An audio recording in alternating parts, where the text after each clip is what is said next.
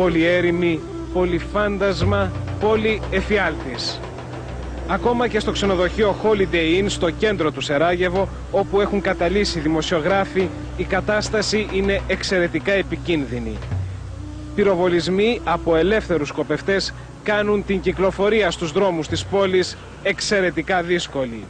Ο ΙΕ ελέγχει μόνον την περιοχή του αεροδρομίου, ενώ οι μάχες συνεχίζονται σε διάφορες περιοχές της πόλης.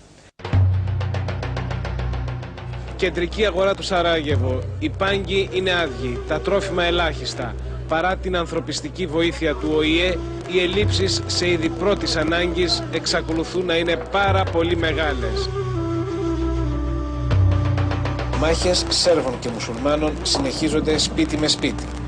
Χιλιάδες άνθρωποι στο Σαράγεβο έχουν χάσει κάθε επικοινωνία με συγγενείς και φίλους που βρίσκονται στις περιοχές εκείνες που ελέγχονται από Σέρβους. Ζουν κάθε ημέρα και νύχτα ανάμεσα στην τρέλα και στην πραγματικότητα. Δωμάτιο με θέα στην πόλη του Σαράγεβο. Ξενοδοχείο Holiday Inn. Το μοναδικό άλλωστε που λειτουργεί στην πρωτεύουσα της Βοσνίας. Δωμάτιο 633. Βλέπετε σε τι κατάσταση είναι ύστερα από τα χτυπήματα του πυροβολικού. Ευτυχώς τη νύχτα που το δωμάτιο 633 και άλλα της ίδιας πτέρυγας του ξενοδοχείου χτυπήθηκαν, ευτυχώς τη νύχτα εκείνη δεν υπήρχαν μέσα πελάτες.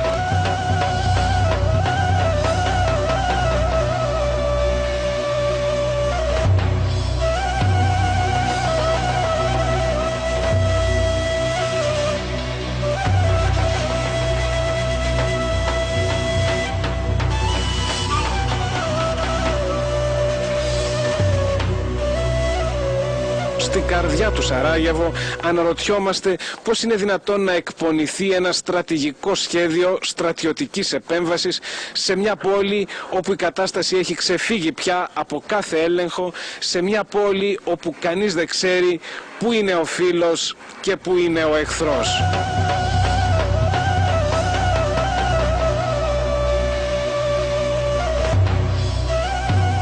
Στο Σαράγεβο αναρωτιούνται πόσο θα κρατήσει αυτή η σχετική ηρεμία που επικρατεί τις τελευταίες μέρες.